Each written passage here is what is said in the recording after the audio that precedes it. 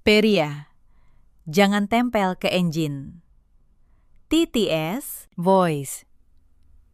Một giọng nữ Indonesia trưởng thành kể chuyện ngôi thứ nhất gợi ý engine speed equals 1. Zero pitch equals, zero language equals Indonesian. Nếu engine hỗ trợ global emotion, B1 to B3 cam sedih, B4 tense leo thang, B5 tegas tenang dingin, B6 hangat sek thủ công, body không nhúng tác, paste saat perut saya melilit karena belum makan seharian. Saya hanya meminta sepiring nasi kepada ibu mertua saya, tetapi di depan seluruh keluarga. Beliau menunjuk mangkuk makanan anjing di sudut dapur. Kalau lapar, makan saja dari sana, katanya. Sambil tertawa, suami saya berdiri di ruangan yang sama. Ia melihat semuanya, lalu ia memilih diam. Seperti biasa. Saya tidak menangis. Saya hanya masuk ke kamar, mengemasi pakaian saya, dan pergi tanpa sepatah kata pun. Mereka pikir saya akan kembali memohon. Mereka selalu berpikir begitu. Tetapi 2 jam kemudian, telepon dari kantor pusat membuat suami saya pucat pasi. Ibu mertua saya jatuh terduduk di lantai, dan rumah yang selama 3 tahun memandang rendah saya itu mendadak runtuh dalam 1 malam. Halo, sahabat semua.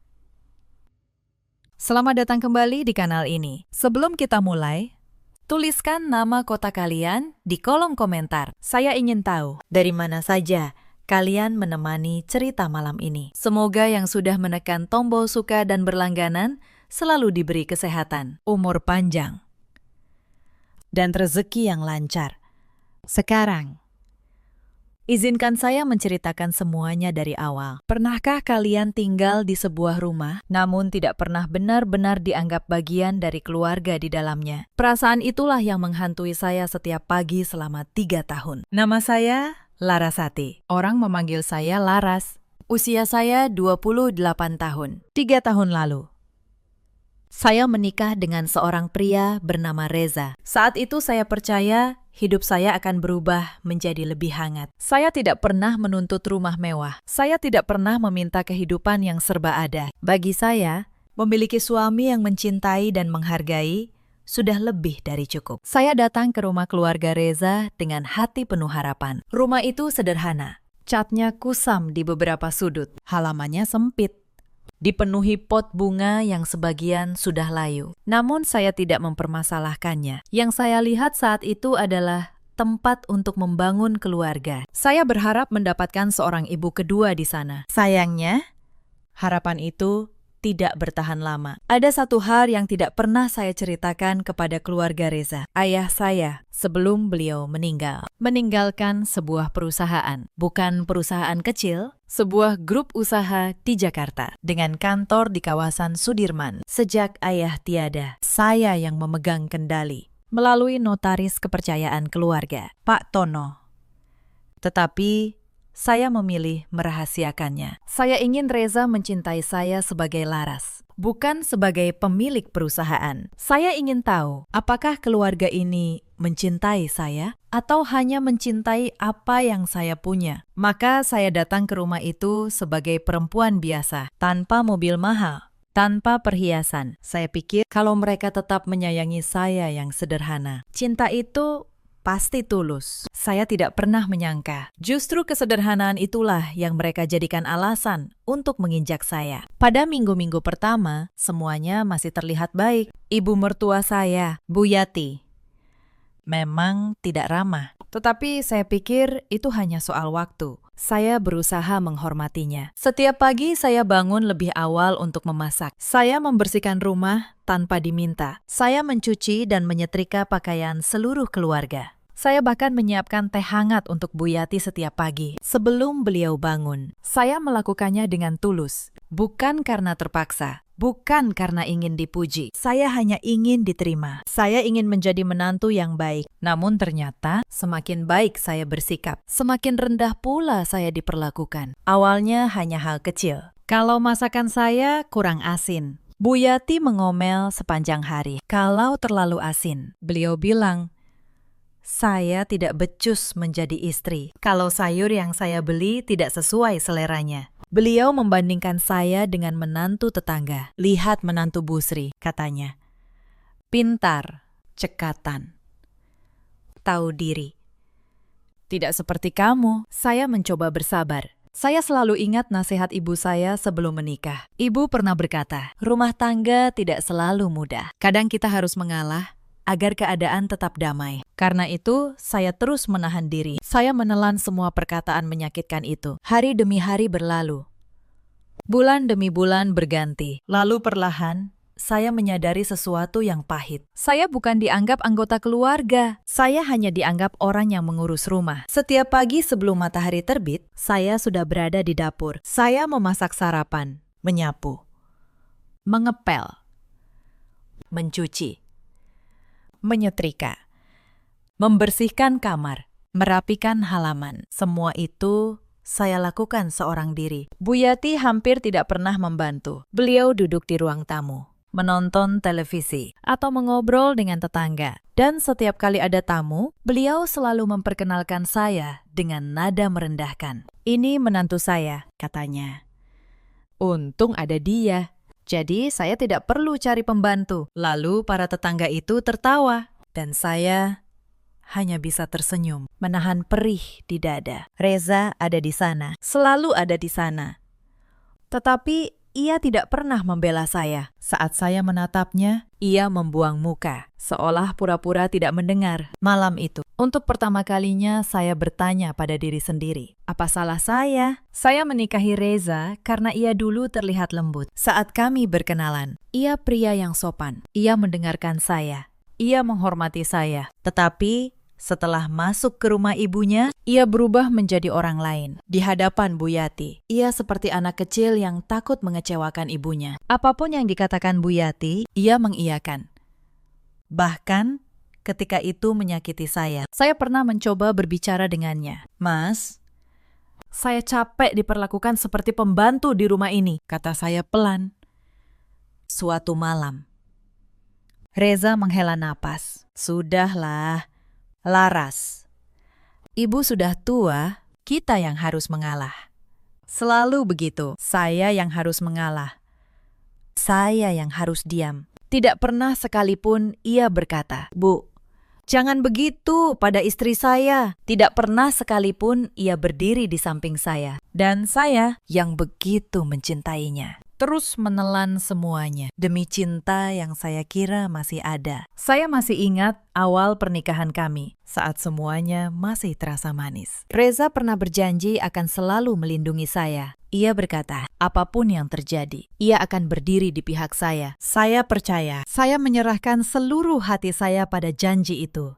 Tetapi janji itu perlahan berkarat, seperti besi yang dibiarkan di luar terlalu lama. Setiap kali saya membutuhkannya, ia menghilang di balik kata mengalah. Setiap kali ibunya menyakiti saya, ia bersembunyi di balik kata, ibu sudah tua. Saya mulai bertanya-tanya, apakah pria yang dulu berjanji itu masih ada? Atau sudah lama hilang ditelan ketakutannya sendiri? Saya tahu, saya sebenarnya punya pilihan. Saya bukan perempuan yang tidak punya apa-apa, tetapi saya memilih bertahan, bukan karena lemah. Karena saya masih berharap suatu hari ia akan berubah. Harapan itu ternyata adalah penjara yang saya bangun sendiri. Ada satu orang di rumah itu yang membuat hari-hari saya semakin berat. Wulan, adik ipar saya. Adik perempuan Reza, usianya 24 tahun. Ia belum bekerja, belum menikah, dan menghabiskan hari hanya untuk bermain ponsel. Wulan tidak pernah menyukai saya sejak awal. Setiap kali ada masalah kecil, ia selalu mencari cara untuk menyalahkan saya. Suatu hari, uang belanja di dapur berkurang Rp200.000. Wulan langsung berteriak di depan Bu Yati. Bu, uangnya hilang. Pasti diambil Mbak Laras. Siapa lagi yang setiap hari di dapur? Saya terkejut. Saya tidak pernah menyentuh uang itu untuk diri saya sendiri. Saya tidak mengambilnya, kata saya. Mungkin terselip atau salah hitung. Tetapi Bu Yati tidak mau mendengar. Beliau menatap saya dengan jijik. Sudah saya duga, orang yang datang tanpa membawa apa-apa memang begitu. Tangannya panjang. Kata-kata itu menusuk saya lebih dalam daripada pisau. Malam itu, Uang yang katanya hilang, ternyata ditemukan. Wulan sendiri yang lupa. Ia memakainya untuk membeli pulsa. Tetapi tidak ada yang meminta maaf. Tidak, Wulan. Tidak, Bu Yati. Tidak juga, Reza. Tuduhan itu menguap begitu saja. Seakan-akan harga diri saya tidak pernah penting. Ada satu kejadian lagi yang membuat hati saya semakin dingin. Suatu sore, Bu Yati mengadakan arisan di rumah. Para ibu tetangga datang berkumpul. Di antara mereka, ada seorang perempuan yang ternyata teman lama saya semasa kuliah dulu. Namanya Dinda. Dinda terkejut melihat saya. Laras, kamu di sini? Kamu menantu Bu Yati. Belum sempat saya menjawab. Bu Yati sudah menyela. Iya, ini menantu saya. Untung saja mau dia. Perempuan yang tidak punya apa-apa. Saya kasihan, makanya saya terima di rumah ini. Wajah Dinda berubah bingung. Ia tahu latar belakang keluarga saya dulu, walau tidak tahu rinciannya. Tetapi Laras kan, Dinda hendak berkata sesuatu. Saya menatapnya dan dengan halus menggelengkan kepala. Saya tidak ingin rahasia saya terbongkar di sana. Dinda mengerti. Ia menahan kata-katanya. Bu Yati melanjutkan dengan bangga. Sekarang dia yang urus semua di rumah. Lumayan, hemat ongkos pembantu. Para ibu tertawa dan saya berdiri di sana, melayani teh untuk mereka semua, sambil menahan rasa perih yang sudah terlalu sering saya rasakan. Saat para tamu pulang, Dinda sempat berbisik pada saya. Laras, kamu kenapa diam saja? Ini bukan kamu yang dulu. Saya hanya tersenyum tipis. Suatu hari, kamu akan mengerti. Din, kata saya pelan. Malam itu, kalimat Dinda terus terngiang di kepala saya. Ini bukan kamu yang dulu. Iya benar, selama 3 tahun. Saya kehilangan diri saya sendiri demi sebuah keluarga yang tidak pernah menganggap saya ada. Ada satu malam yang membuat saya benar-benar melihat siapa Reza sebenarnya. Malam itu, ada tamu penting datang ke rumah. Rekan bisnis ayah mertua saya dulu. Saya menyiapkan makan malam dengan sangat hati-hati. Saya ingin semuanya sempurna. Tetapi saat menyajikan sup, tangan saya sedikit gemetar karena lelah. Dan beberapa tetes sup tumpah di taplak meja. Bu Yati langsung meledak di depan tamu. Lihat, begini ini menantu saya, ceroboh, tidak becus, memalukan keluarga. Saya meminta maaf. Buru-buru membersihkan tumpahan itu. Lalu saya menatap Reza, berharap kali ini, di depan tamu, ia akan membela saya. Tetapi Reza justru ikut berkata, iya, Bu, maafkan dia. Laras memang masih harus banyak belajar. Kata-kata itu dari mulut suami saya sendiri lebih menyakitkan daripada seluruh hinaan Bu Yati. Suami saya, orang yang seharusnya melindungi saya, justru berdiri di pihak yang menghancurkan saya. Malam itu, saya menyadari sesuatu yang pahit. Saya bukan hanya kehilangan rasa hormat dari keluarga ini. Saya sudah lama kehilangan suami saya. Mungkin sejak hari pertama kami menginjak rumah ini. Ada satu hari yang membuat luka saya semakin dalam. Hari itu, keluarga besar Reza datang berkumpul di rumah. Ada paman, bibi, sepupu, dan anak-anak mereka. Lebih dari 20 orang memenuhi rumah kecil itu. Bu Yati menyambut mereka dengan bangga, seolah ingin menunjukkan bahwa keluarganya hidup berkecukupan. Dan saya, seperti biasa, ditempatkan di dapur. Sejak pagi saya memasak untuk 20 orang. Nasi, ayam, sayur, sambal. Semuanya saya siapkan sendiri. Tidak ada yang menawarkan bantuan. Tidak ada yang bertanya apakah saya lelah. Para tamu makan, tertawa, mengobrol di ruang tamu. Sementara saya berdiri di dapur dengan keringat membasahi punggung. Salah seorang bibi sempat masuk ke dapur dan melihat saya. Ini siapa? Tanyanya pada Bu Yati yang kebetulan lewat. Oh, itu menantu saya, jawab Bu Yati ringan. Lumayan, bisa dipakai untuk masak-masak. Tidak perlu bayar pembantu. Para tamu di belakangnya tertawa. Saya menunduk, pura-pura sibuk mengaduk masakan. Saat semua tamu sudah makan, saya baru bisa duduk sebentar di pojok dapur. Tetapi belum sempat saya menyuap 1 sendok pun. Wulan datang. Mbak, piring kotornya menumpuk tuh. Cuci dulu, baru makan, katanya. lalu pergi begitu saja. Saya menelan ludah. Saya meletakkan piring saya dan saya mencuci sampai tamu terakhir pulang menjelang malam. Saat dapur akhirnya bersih, perut saya sudah terlalu lelah, bahkan untuk merasa lapar. Saya kira hal-hal seperti itu sudah cukup menyakitkan. Ternyata saya salah. Masih ada yang lebih buruk. Diam-diam di sela waktu mengurus rumah. Saya tetap menjalankan urusan perusahaan ayah saya. Saya bekerja dari kamar. Melalui laptop. Menandatangani dokumen yang dikirim Pak Tono. Saya menjaga semua itu serapi mungkin. Tidak ada yang tahu. Suatu sore, saya sedang membaca berkas penting di meja kamar. Bu Yati masuk tanpa mengetuk. Beliau melihat tumpukan dokumen itu. "Apa ini?" tanyanya. Mengernyit. Sok sibuk, sok jadi orang penting. Sebelum saya sempat menjawab, beliau menyambar berkas-berkas itu. Daripada main kertas-kertas tidak jelas, lebih baik kerja yang benar di rumah ini. Lalu, di depan mata saya, beliau merobek dokumen-dokumen itu dan membuangnya ke tempat sampah. Saya membeku. Tangan saya gemetar. Dokumen itu adalah salinan, untungnya. Bukan yang asli. Tetapi yang hancur malam itu bukan hanya kertas. Yang hancur adalah sisa rasa hormat saya pada rumah ini. Saya memungut potongan-potongan kertas itu satu persatu dalam diam. Dan untuk pertama kalinya, saya berpikir, mungkin sudah waktunya saya berhenti diam. Beberapa minggu kemudian, saya jatuh sakit cukup parah. Demam saya tinggi. Kepala saya berputar dan badan saya menggigil sepanjang malam. Saya berbaring di kamar, berharap ada seseorang yang peduli. Tetapi pagi harinya, Bu Yati mengetuk pintu dengan keras. "Laras, sampai jam segini belum masak. Mau sampai kapan tidur-tiduran, Bu?" "Saya sakit," kata saya lemah. Demam saya tinggi sekali. Sakit.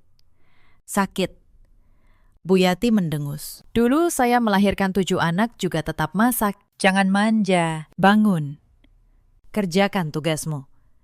Saya memaksakan diri bangun dengan kepala yang terasa mau pecah. Saya berjalan ke dapur. Tangan saya gemetar saat memegang pisau. Pandangan saya kabur. Reza melihat saya pucat seperti itu. Ia tahu saya sakit, tetapi ia hanya berkata, "Pelan-pelan saja, Laras." Lalu pergi ke kantor. Tidak ada obat, tidak ada perhatian, tidak ada satupun yang menanyakan keadaan saya. Hari itu saya memasak sambil menahan air mata. Bukan karena demam, tetapi karena saya sadar di rumah ini.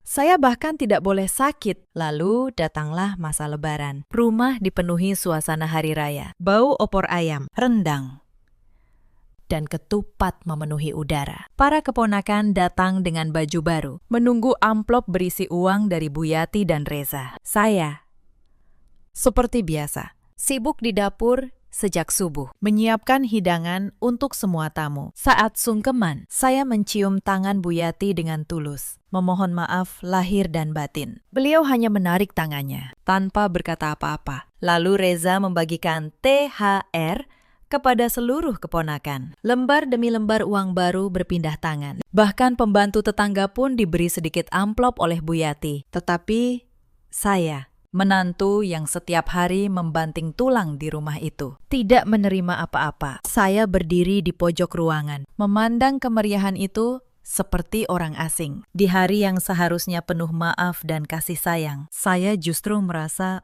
paling sendirian. Malam itu di kamar, saya menatap langit-langit dan berbisik pada diri sendiri. Sampai kapan saya harus bertahan seperti ini? Beberapa bulan terakhir, ada sesuatu yang berubah di rumah itu. Bu Yati lebih sering menerima telepon dengan nada cemas. Reza pulang larut dengan wajah lelah. Saya tidak tahu persis apa yang terjadi, tetapi saya bisa merasakan ada tekanan yang menggantung di udara. Suatu malam, saya tidak sengaja mendengar mereka berbicara di ruang tengah. Utangnya sudah menumpuk.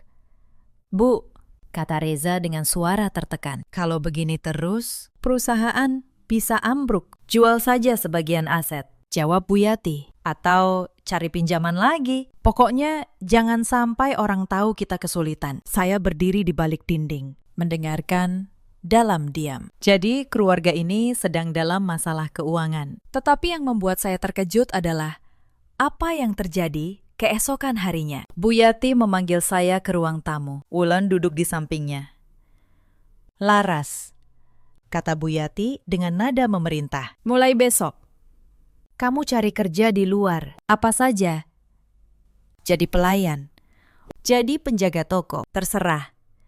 Saya mengernyit. "Maksud ibu, keluarga ini butuh tambahan uang," katanya.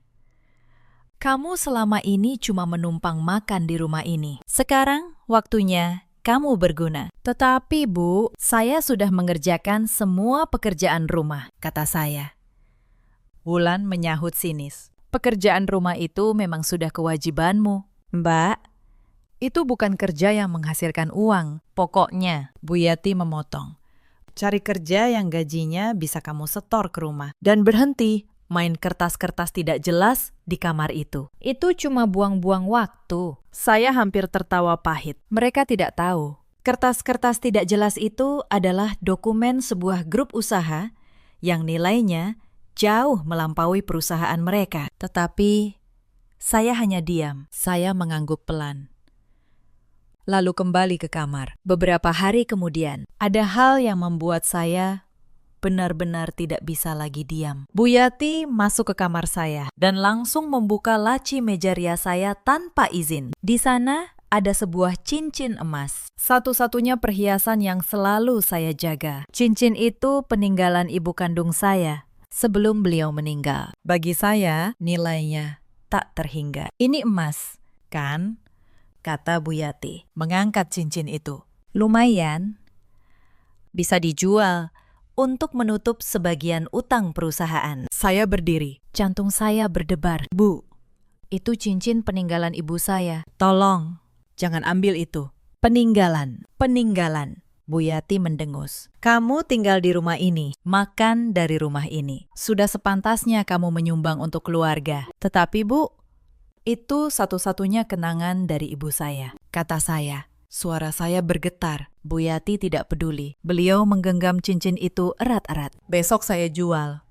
Anggap saja ini balas budimu." Saya hampir merebutnya, tetapi saya menahan diri. Saya tahu, kalau saya melawan sekarang, semuanya akan menjadi keributan besar. Maka saya hanya menatap cincin itu menghilang di genggaman Bu Yati. Malam itu, saya menelepon Pak Tono dengan tangan gemetar. "Pak Tono," kata saya pelan, "tolong urus satu hal untuk saya. Ada sebuah cincin emas yang akan dijual ke toko emas besok. Beli kembali cincin itu, berapapun harganya." "Baik, Bu," jawab Pak Tono.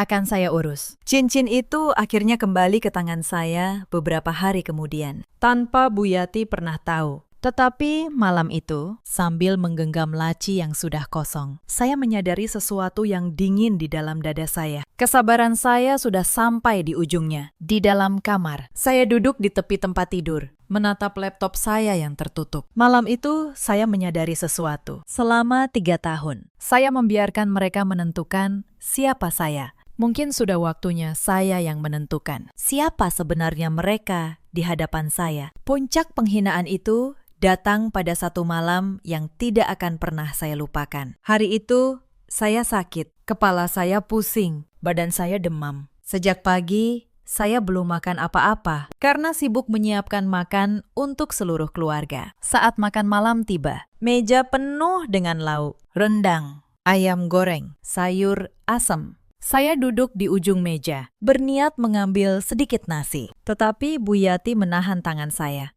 Siapa yang menyuruh kamu makan duluan?" katanya tajam. "Tunggu sampai semua selesai." Saya menunggu. Reza makan, Wulan makan, Bu Yati makan. Mereka makan lambat, sengaja, sambil sesekali melirik ke arah saya. Ketika mereka selesai, masih di rice cooker tinggal sedikit, lauknya nyaris habis. Saya mengambil piring, hendak menyendok sisa nasi itu. Bu Yati tiba-tiba berdiri. Beliau menunjuk ke sudut dapur, ke arah mangkuk makanan anjing peliharaan mereka. "Kalau masih lapar," katanya keras, di depan semua orang. Makan saja dari mangkuk anjing itu. Kamu kan memang tidak ada bedanya. Ruangan itu hening sejenak. Lalu Wulan tertawa kecil. Saya menoleh pada Reza. Saya menatap matanya. Memohon. Hanya kali ini saja. Tolong bela saya. Tetapi Reza menunduk. Ia menatap piringnya. Ia tidak berkata apa-apa. Saat itulah sesuatu di dalam dada saya patah. Bukan dengan suara keras. Hanya patah. Pelan. Dan untuk selamanya. Saya tidak menangis. Saya bahkan tidak marah. Saya hanya berdiri, meletakkan piring kosong itu di meja, lalu masuk ke kamar. Saya membuka lemari. Saya mengeluarkan koper. Dengan tenang, saya melipat pakaian saya dan memasukkannya satu persatu. Reza menyusul masuk ke kamar. Kamu mau kemana? Tanyanya. Saya hanya butuh udara. Mas, jawab saya. Saya butuh pergi sebentar. Jangan berlebihan, Laras. Ibu cuma bercanda. Saya berhenti melipat. Saya menatapnya lama. Bercanda. Ulang saya pelan. Selama 3 tahun, semuanya bercanda. Dan kamu selalu diam. Reza terdiam. Ia tidak tahu harus menjawab apa. Saya menutup koper saya. Mas, saya pernah berpikir cinta saja cukup. Ternyata tidak. Cinta butuh dihormati. Lalu, saya berjalan keluar dari kamar. Melewati ruang makan tempat Buyati dan Wulan masih duduk. Buyati menyeringai. Pergi saja sana. Paling besok pagi sudah merangkak balik. Mau makan apa kamu di luar? Saya tidak menjawab. Saya membuka pintu, dan untuk pertama kalinya dalam 3 tahun, saya melangkah keluar tanpa beban. Mereka pikir saya tidak punya tempat untuk pergi. Mereka pikir saya akan tidur di emperan, lalu kembali memohon esok pagi. Mereka tidak tahu, di kawasan Menteng ada sebuah rumah yang sejak dulu menunggu saya. Rumah peninggalan ayah saya. Rumah yang selama 3 tahun sengaja saya tinggalkan kosong. Malam itu, saya menyetir sendiri ke sana. Pak Tono, notaris kepercayaan saya, sudah menunggu di depan pintu. Akhirnya, Bu Laras, katanya. Tersenyum lega. Saya sudah lama menunggu hari ini. Saya masuk ke rumah itu. Lampu menyala terang. Semuanya bersih, rapi, hangat. Untuk pertama kalinya dalam waktu yang sangat lama, saya merasa bisa bernapas. Saya duduk di ruang kerja ayah. Di dinding masih tergantung foto beliau. Maafkan saya. Yah, bisik saya.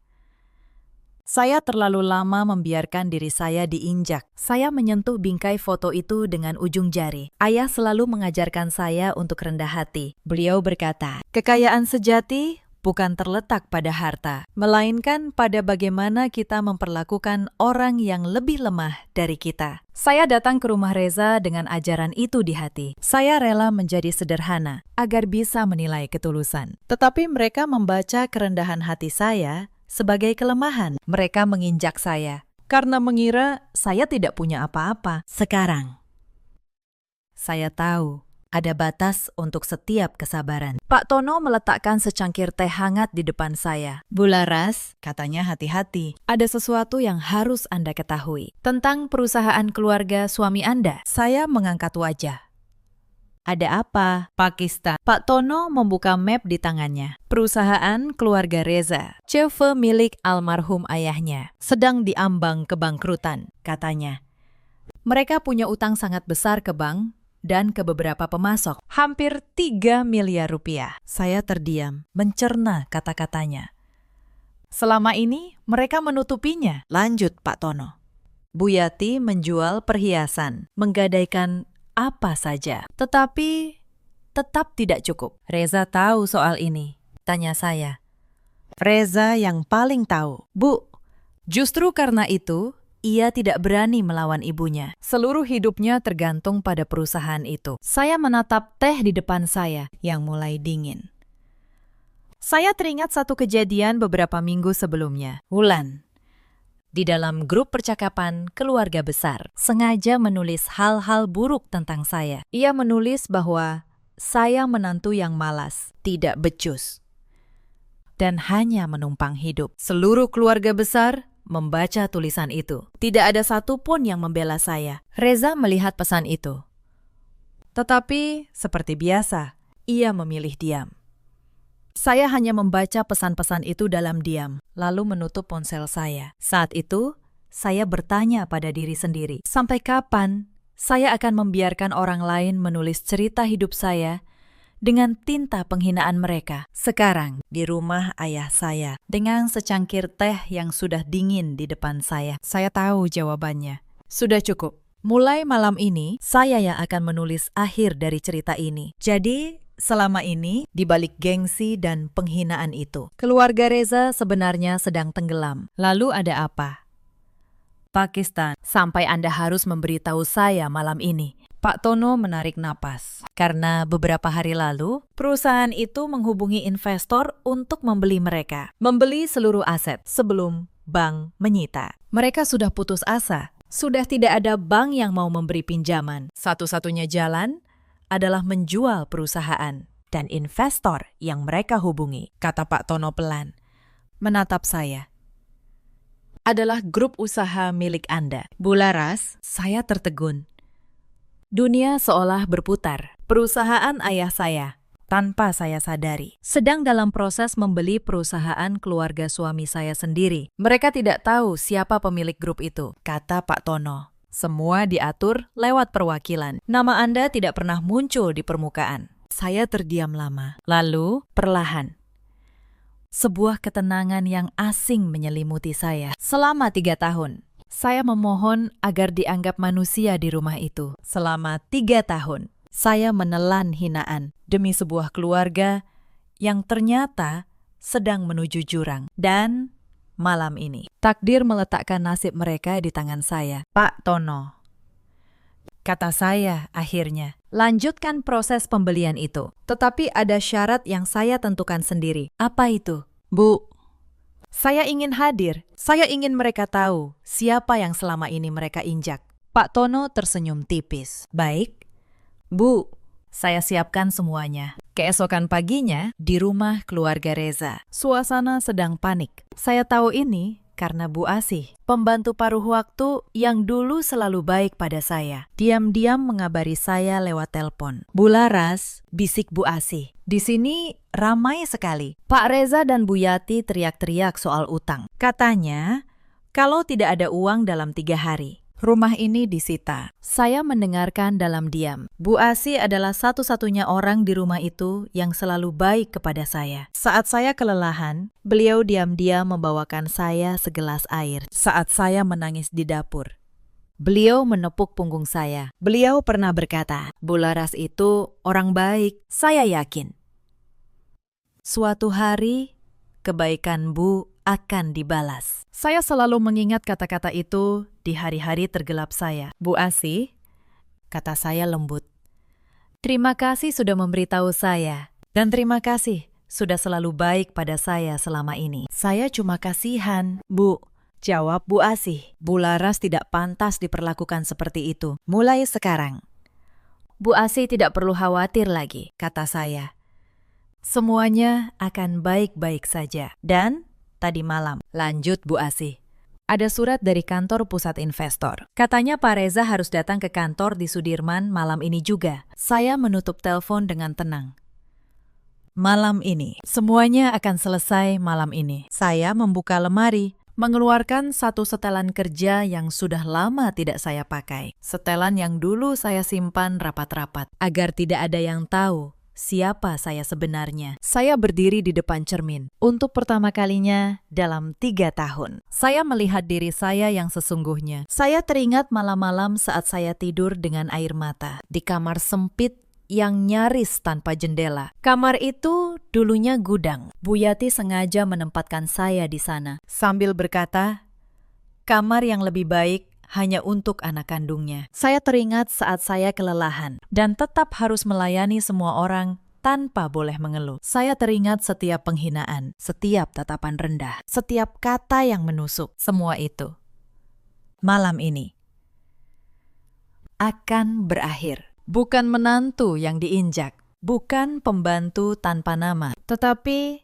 Larasati, pemilik grup usaha yang malam ini akan menentukan nasib mereka semua. Malam itu, langit Jakarta gerimis. Di sebuah gedung tinggi di kawasan Sudirman, lampu lantai paling atas menyala terang. Reza datang dengan wajah cemas. Ia memakai kemeja terbaiknya, berharap bisa memohon keringanan. Ia tidak tahu siapa yang akan ia temui. Bu Yati ikut datang, begitu juga Wulan. Mereka memaksa ikut, takut kehilangan satu-satunya harapan. Mereka masuk ke lobi gedung megah itu dengan langkah ragu, merasa kecil di tempat asing. Seorang sekretaris menyambut mereka. Silakan ke ruang rapat di lantai atas. Pemilik sudah menunggu. Pemilik.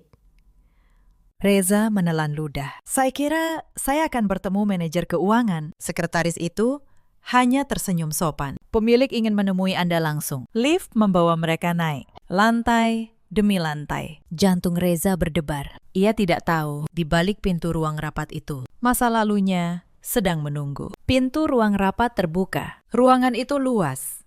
Dindingnya kaca, memandang ke seluruh kota yang berkelip di bawah hujan. Di kepala meja panjang, sebuah kursi membelakangi mereka, menghadap jendela. Silakan duduk, kata seorang notaris berwibawa. Pak Tono. Pemilik akan segera menyapa Anda. Reza, Bu Yati, dan Wulan duduk dengan canggung. Di atas meja sudah tersusun dokumen-dokumen. Akta, surat utang, surat pembelian perusahaan. Sebelum kita mulai, kata Pak Tono, saya ingin menyampaikan bahwa pemilik kami telah mempelajari kasus perusahaan Anda secara menyeluruh. Tolong, Pakistan, suara Bu Yati bergetar. Gengsinya runtuh oleh ketakutan. Beri kami kesempatan. Perusahaan itu satu-satunya yang kami punya. Kesempatan. Ulang sebuah suara perempuan. Pelan. Dari arah kursi yang membelakangi mereka. Suara itu. Reza mengenali suara itu. Kursi itu berputar perlahan. Dan di sanalah saya. Larasati menatap mereka dengan tenang dari kursi pemilik. Wajah Reza memucat seketika. Laras. Suaranya nyaris tidak keluar. Bu Yati terbelalak. Tubuhnya seperti kehilangan tenaga. Ia hampir terjatuh dari kursi. Wulan menutup mulutnya dengan kedua tangan. Matanya membeliak tidak percaya. Selamat malam, kata saya. Tenang. Maaf membuat kalian menunggu. Ini tidak mungkin. Bu Yati menggeleng cepat. Kamu cuma menantu. Kamu cuma pembantu, potong saya. Dengan senyum tipis yang dingin. Silakan lanjutkan. Bu, saya ingin dengar. Bu Yati terdiam. Wajahnya pucat pasi. Reza masih berdiri di tempatnya. Kakinya seolah membeku. Ia menatap saya seperti melihat orang yang sama sekali asing. Bagaimana mungkin, gumamnya. Selama ini, kamu tinggal di kamar kecil itu. Kamu mencuci. Kamu memasak. Iya, Mas, kata saya. Saya melakukan semua itu sambil setiap malam menandatangani dokumen yang menentukan nasib ribuan karyawan. Saya bisa saja tinggal di rumah mewah dengan pelayan yang melayani saya. Tetapi saya memilih datang ke rumah kalian sebagai perempuan sederhana. Karena saya ingin tahu apakah keluarga ini mencintai saya atau hanya akan mencintai harta saya. Saya berhenti sejenak, menatap mereka satu persatu. Sekarang saya sudah tahu jawabannya. Mari kita bicara seperti orang dewasa, kata saya. Perusahaan keluarga kalian berutang hampir 3 miliar. 3 hari lagi, bank akan menyitanya dan grup usaha yang akan membelinya. Satu-satunya yang bisa menyelamatkan kalian dari kehancuran adalah milik saya. Saya meletakkan sebuah berkas di tengah meja. Selama ini saya bekerja dari kamar kecil di rumah kalian. Dokumen yang dulu ibu robek dan buang ke tempat sampah. Itu bagian dari grup ini. Saya berdiri.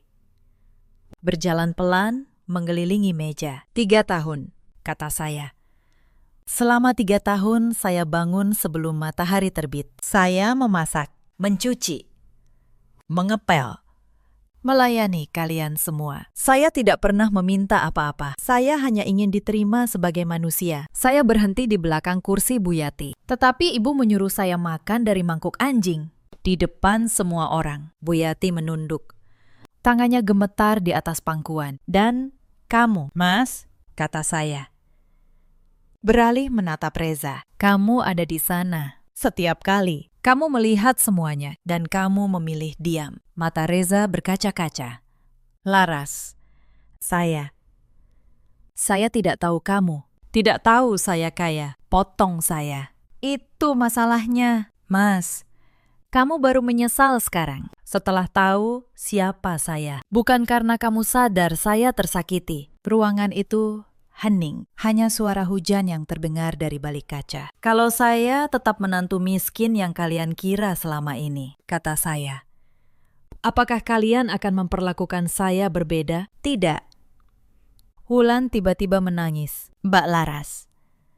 Maafkan saya. Saya yang dulu menuduh Mbak mencuri. Saya menyesal. Saya menatapnya.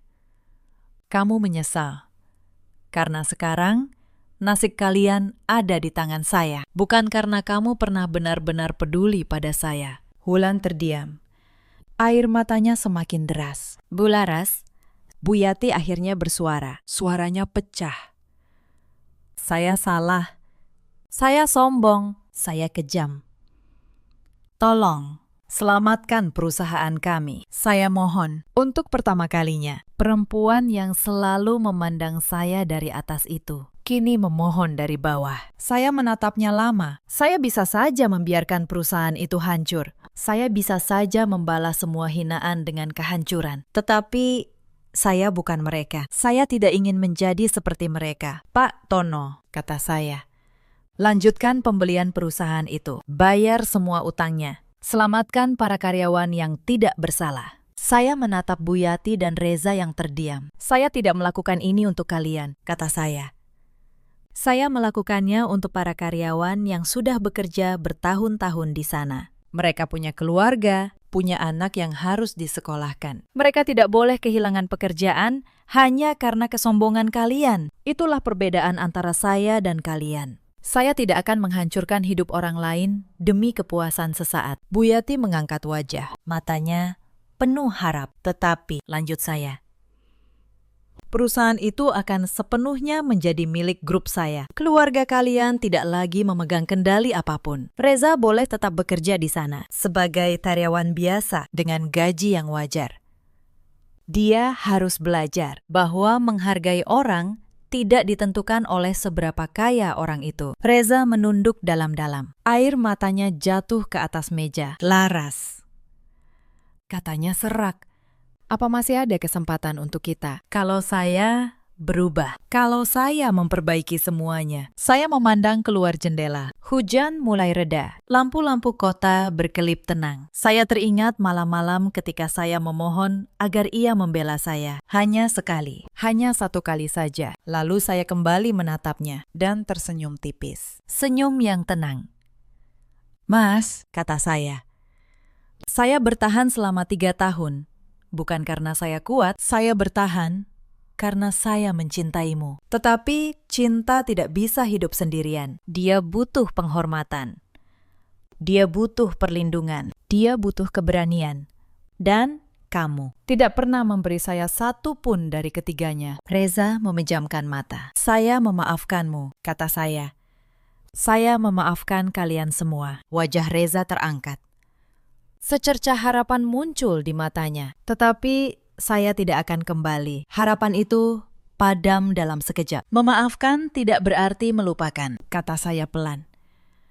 Dan tidak berarti memberi kesempatan untuk mengulangi luka yang sama. Saya sudah terlalu lama hidup dalam ketakutan. Takut tidak diterima, takut disakiti, takut ditinggalkan. Saya tidak ingin menghabiskan sisa hidup saya untuk terus menunggu seseorang yang tidak pernah berani berdiri di samping saya. Saya berjalan menuju pintu. Pak Tono membukakannya untuk saya. Surat-suratnya akan diurus oleh tim saya, kata saya, tanpa menoleh.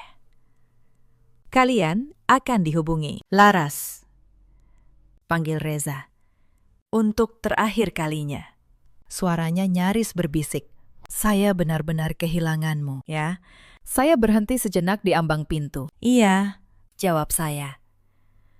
Satu kata sederhana itu menghancurkan sisa harapannya. Tetapi sekaligus membebaskan kami berdua dari masa lalu. Saya keluar dari ruangan itu, meninggalkan mereka bersama penyesalan yang datang terlambat. Di lorong gedung, langkah saya terdengar tenang di atas lantai marmer. Saya masuk ke lift, menekan tombol lobi, dan menatap bayangan diri saya di dinding kaca. Untuk pertama kalinya, bayangan itu tidak lagi terlihat lelah dan tertunduk. Di luar gedung, mobil saya sudah menunggu. Hujan sudah berhenti, menyisakan udara malam yang bersih. Saya sempat menoleh ke atas, ke jendela lantai tempat mereka masih duduk terpaku. Lalu, saya masuk ke mobil, dan untuk pertama kalinya dalam 3 tahun, saya melaju tanpa menoleh ke belakang. Beberapa bulan kemudian, hidup saya berubah jauh lebih tenang. Saya kembali memimpin perusahaan yang diwariskan ayah saya, dengan kepala tegak dan hati yang ringan. Saya kembali bertemu banyak orang, kembali tertawa, kembali menjalani hidup tanpa rasa takut. Perusahaan keluarga Reza akhirnya selamat. Utangnya lunas. Para karyawan tetap bekerja. Reza bekerja di sana sebagai staf biasa. Saya dengar ia menjadi pria yang jauh lebih rendah hati sekarang. Bu Yati beberapa kali datang menemui saya. Beliau datang untuk meminta maaf dengan air mata. Dalam salah satu pertemuan itu, saya mengeluarkan sebuah benda dari laci meja saya. Cincin emas peninggalan ibu saya. Cincin yang dulu beliau ambil paksa dan jual. Wajah Bu Yati terkejut. Itu cincin itu. Iya, Bu, kata saya, tenang. Saya membelinya kembali, karena bagi saya, kenangan tidak bisa dinilai dengan uang. Ibu mengambilnya dengan paksa, menganggapnya tidak berarti. Padahal itu satu-satunya yang saya punya dari ibu saya. Bu Yati menunduk. Air matanya jatuh. Maafkan saya, Laras. Saya benar-benar tidak tahu diri waktu itu. Saya hanya tersenyum. Saya tidak lagi merasa marah. Hanya lega karena akhirnya saya bisa berdiri tegak di hadapannya. Dan saya menerima permohonan maafnya dengan baik. Karena kebencian tidak pernah membuat hidup menjadi lebih ringan. Saya memaafkan beliau. Sama seperti saya memaafkan Reza. Namun memaafkan tidak berarti kembali. Beberapa luka bisa dimaafkan, tetapi tidak bisa diperbaiki. Suatu sore, saya berdiri di depan jendela ruang kerja saya, di lantai paling atas gedung perusahaan. Matahari perlahan tenggelam di balik kota. Langit berubah keemasan. Saya memegang cincin emas peninggalan ibu di jari saya, dan tersenyum tipis. Saya teringat perempuan yang dulu bangun sebelum subuh, yang memasak untuk 20 orang, yang menelan setiap hinaan demi sebuah keluarga. Perempuan itu masih ada di dalam diri saya. Tetapi sekarang, ia sudah belajar untuk mencintai dirinya sendiri. Saya tidak menyesali 3 tahun itu. Karena dari sana, saya belajar arti sebenarnya dari harga diri. Saya tersenyum. Lalu teringat satu pelajaran paling berharga dari semua yang pernah terjadi. Cerita ini mengajarkan satu hal. Jangan pernah merendahkan seseorang hanya karena kesederhanaannya. Karena tidak semua orang menunjukkan nilai dirinya kepada dunia. Dan jangan pernah menganggap kesabaran sebagai kelemahan. Sebab orang yang paling sabar sekalipun, pada akhirnya bisa memilih pergi. Di luar sana, ada banyak perempuan yang bernasib seperti saya dulu. Diinjak di rumahnya sendiri. Diam. Demi menjaga keutuhan keluarga. Untuk kalian, saya ingin berkata, menghormati seseorang bukan berarti harus selalu menurut. Kalian boleh bersikap baik, tetapi bukan untuk disakiti terus-menerus. Ada pula para suami seperti Reza, yang lebih takut mengecewakan ibunya daripada melindungi istrinya. Ketahuilah, diam di saat istrimu disakiti, sama saja dengan ikut menyakitinya. Dan ada para ibu mertua seperti Bu Yati, yang lupa bahwa menantu juga seorang anak, yang merasa berkuasa hingga lupa bahwa kesombongan selalu punya harga. Saya menghembuskan napas panjang, menatap langit yang mulai berubah jingga. Untuk pertama kalinya setelah bertahun-tahun, saya merasa benar-benar pulang. Akhirnya saya sadar, pergi bukan berarti kalah. Kadang, pergi adalah satu-satunya cara untuk menyelamatkan diri dari orang-orang yang tidak pernah menghargai ketulusan kita. Saya memaafkan mereka. Tetapi saya tidak kembali karena harga diri yang sudah terlalu lama diinjak. Pantas untuk dijaga dengan keberanian. Pesan moralnya sederhana. Jangan pernah merendahkan seseorang